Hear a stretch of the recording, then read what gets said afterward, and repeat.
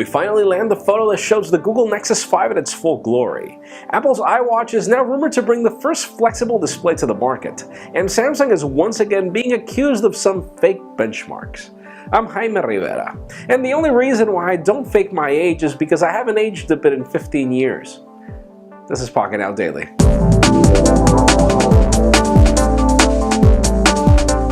Let's start today off with some sort of official news, as some Microsoft executives are already talking about the Microsoft Surface and its future. And for those of you waiting for more form factors when it comes to the Surface or an LTE variant, well, we kind of got a confirmation of more form factors, meaning we're still not sure, and they probably aren't either. And we do have a confirmation for the LTE model, but the problem is when you ask them for a date, as they said spring 2014, sadly. So, anyways. And speaking of those certain things without a specific date, those of you waiting for GDR2 Amber for your Nokia Lumia 920 on AT&T, well, we've got some sort of confirmation from an AT&T executive that we will be getting the update in the next coming weeks. And if the guy doesn't know that we have 52 weeks in a year and those next coming weeks could be 51 weeks from now, I guess the guy doesn't understand exactly how frustrated we are. I mean, why exactly did we get Windows Phone if it wasn't for the timely software updates?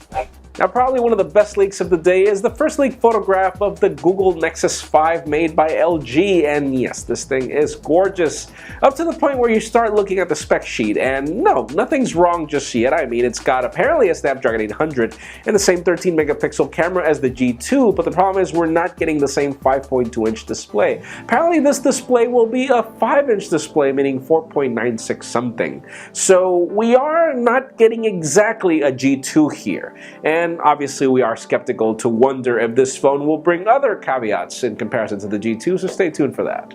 And hey, if you're tired of hearing of those curved display leaks, trust me, you're not alone. But we've got some more credible sources now stating that apparently the first device to ever bring a curved display to the market will be Apple's iWatch, which is kind of ironic judging by the fact that Samsung and LG already made these humongous amounts of orders for the curved display technology. So we could be getting the iWatch probably sooner than later. We still don't know. I mean, Apple still has to launch their iPad, so stay tuned for the rumors.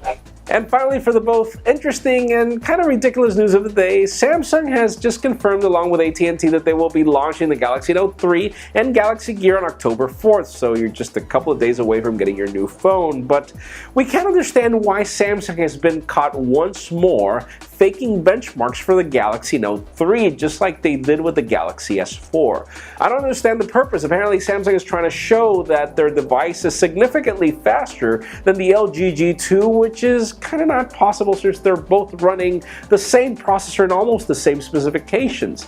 Still, you know, we don't understand why, but again, that leads me to the question of the day. Are benchmark scores a determining factor for you to buy a phone? Meaning, man, if you notice that the benchmarks on this phone are better than the other one, is this the reason why you're going to buy a phone?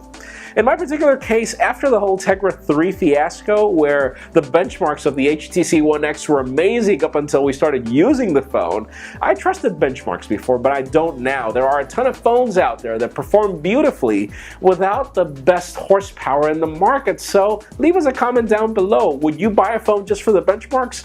In my case, honestly, I buy a phone after a good review, after a review tells me that the phone is good or not in real-world use. Leave us a comment down below.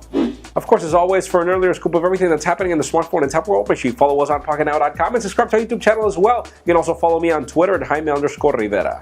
Please give this video a thumbs up if you like what you saw. I am Jaime Rivera. Thank you very much for watching. We will see you tomorrow.